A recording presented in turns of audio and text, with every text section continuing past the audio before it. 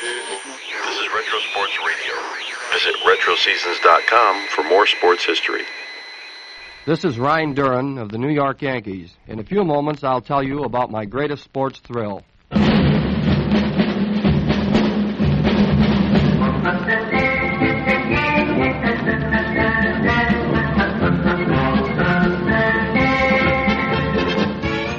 This is Harry Wismer. What you're about to hear is a transcribed story of one of baseball's outstanding relief pitchers and an event our special guest, Ryne Duren, considers his greatest sports thrill.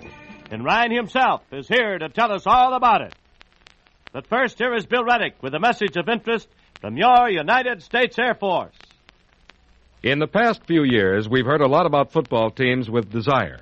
A team with desire alone, however, will rarely defeat a team with desire and experience. Experience is vital in the Air Force, too. Some of the most important projects are experienced technicians. These specialists are thoroughly trained in electronics and missile systems. Many of them are former servicemen, perhaps like yourself. Think of it. Your experience and background may lead to a good starting rank in the Air Force. 30-day annual paid vacations, tax-free allowances for food, quarters, and clothing. If qualified, you'll serve with volunteers, and you'll advance with the space age.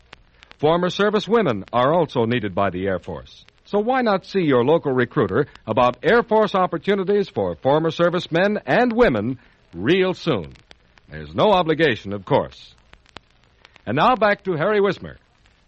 Prominently displayed on the bulletin board of the post office in the little town of Castanovia, Wisconsin, population 600, is the photograph of a solidly built, handsomely featured young man with glasses. Underneath the photograph is the young man's record. No, this young man is not wanted by the FBI. The only wrong he ever committed was confined to throttling American League sluggers and scalping the Milwaukee Braves.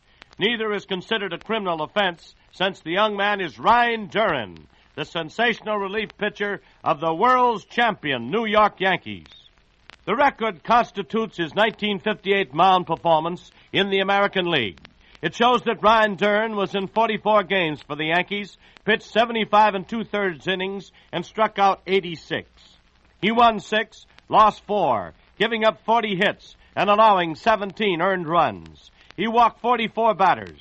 Heavily encircled is a line underneath these figures which reads, Game saved, 21. Ryne Duren's phenomenal success story is all the more remarkable because this big hulking man with the blacksmith's shoulders and pile driver's arms once lay helpless for 6 months, a prisoner of rheumatic fever. The disease struck him when he was 17 years old and left its affliction, a bad case of nearsightedness, which forces Ryne Duren to wear exceptionally thick lens glasses. He can't see across a room without them. Ryne Duren got his start in baseball with Castanovia in the Sauk County League, a circuit of small-town teams that played Sunday ball. Duren struck out and walked more batters than any other pitcher before or since has done for any team in the Sauk League. He pitched 3 no-hit games and chalked up 30 consecutive hitless innings. Whether it was because of his blinding speed or his notorious wildness, the batters feared facing him.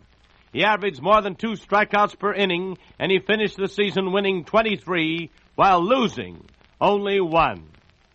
The St. Louis Browns sent a scout to Wisconsin to look Duren over in 1948. Ryne made the trip to St. Louis not to play, but to have his eyes checked.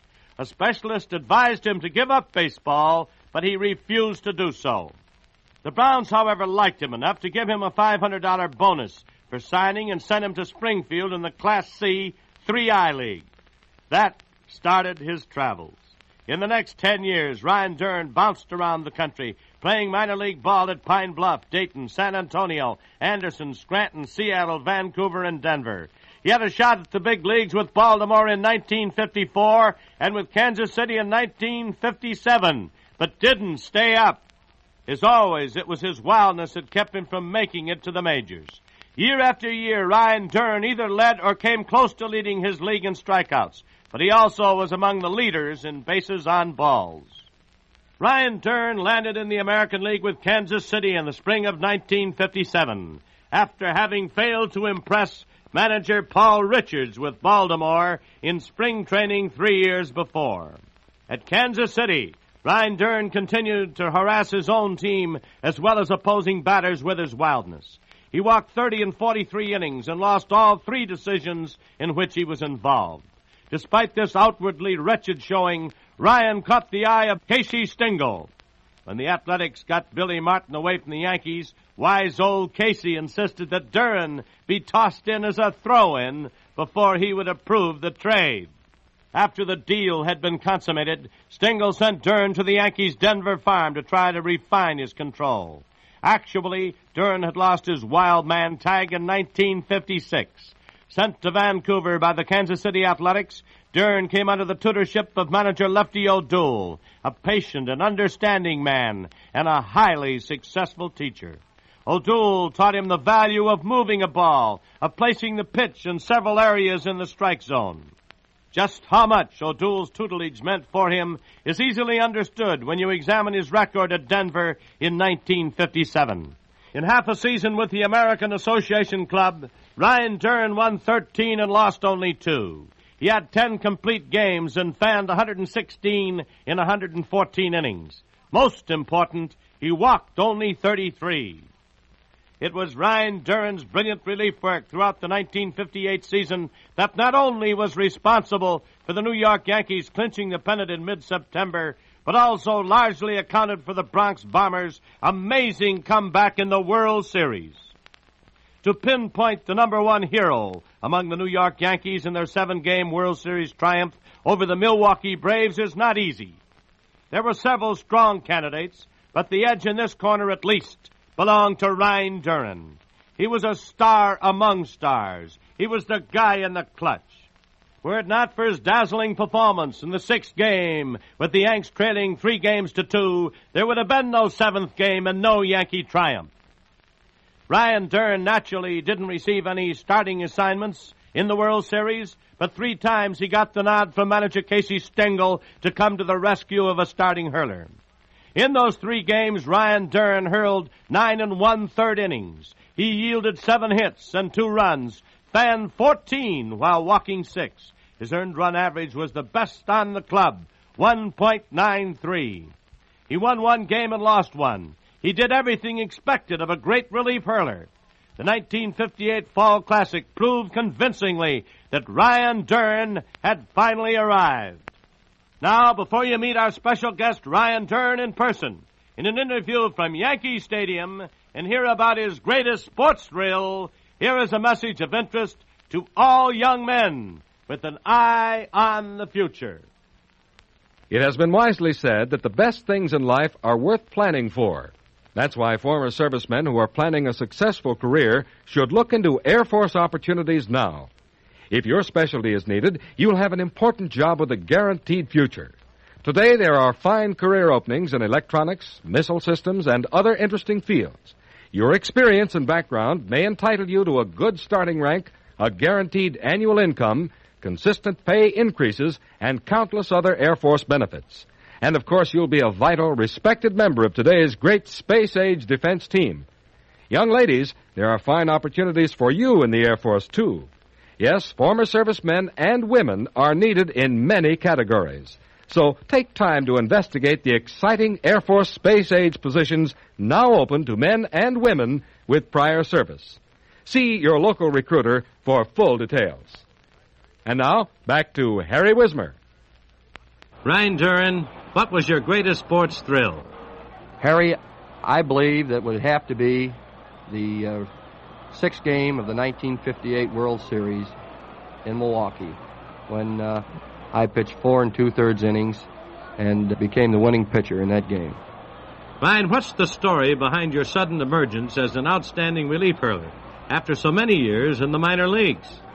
I would say that the reason for it was that I finally found control in 1956 at Vancouver in the Pacific Coast League under Lefty O'Doul. And then 1957 out at Denver under Ralph Houck, I became a polished pitcher. I think it's a combination of control, confidence, and being on a great ball club like the New York Yankees. With all this talk about your poor eyesight, just exactly how is it? Well, Larry, it's not really too bad when I've got my glasses on, but without them, I'm in pretty bad shape. I'm 220 in my left eye and 70-20 in my right, but with my glasses, it's corrected to about 25-20 in both eyes. How long does it take you to warm up in the bullpen? That would depend a lot on the temperature, how much I'd pitched the previous day, how many days in a row I'd pitched. All those things enter in, but usually I can get ready in approximately 20 pitches in the bullpen, plus the 8 that I get on the mound when I come in. Ryne, what is going through your mind when you make that long walk from the bullpen to the mound?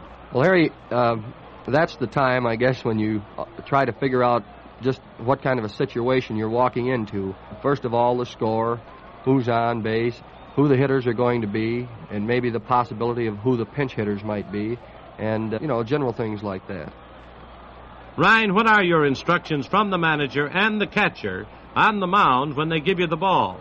Depending upon the situation, of course. It'll be something like this. You've got to keep the ball low on this fella, or you've got to keep the ball high on him. Or if the ball's hit back to you, you go home or go first or whatever the situation would call for. It's usually something like that. For instance, in the 6th game of the World Series, 1958, Casey Stengel, our manager, was out on the mound, and Adcock, the first baseman for Milwaukee, was the hitter. And Casey asked me how I was going to pitch to him.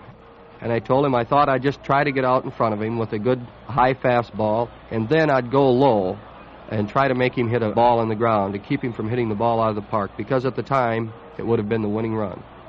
I might add, he did. He hit the ball on the ground low, but he hit it hard enough for a base hit. Ryne, why is it that a hitter and a pitcher will so often disagree on the kind of pitch the batter hit out of the ballpark? I think, Harry, the best example that I could give you on that would be something that Fred Hoffman, the old Yankee catcher who now is a scout for the Baltimore Orioles, told me about Lou Gehrig.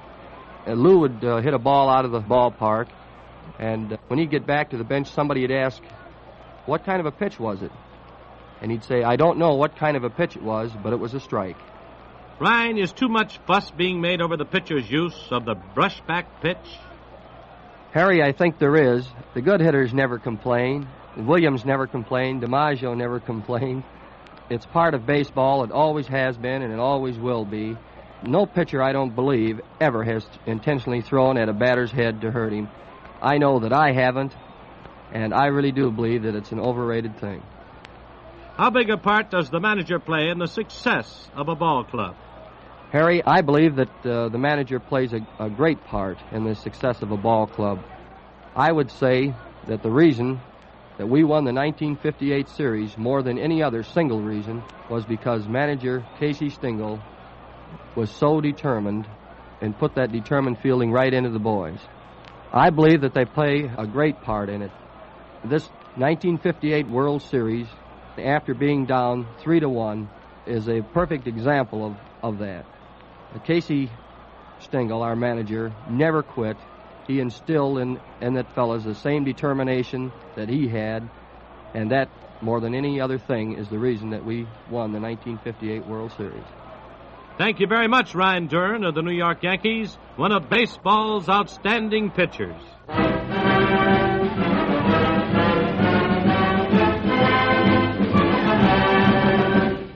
Greatest Sports Thrills with top personalities in the world of sports is narrated by Harry Wismer, directed by Gene Kirby, written by Arthur Suskin Jr., and presented by the United States Air Force in cooperation with this station. This is Bill Reddick speaking. The preceding was transcribed.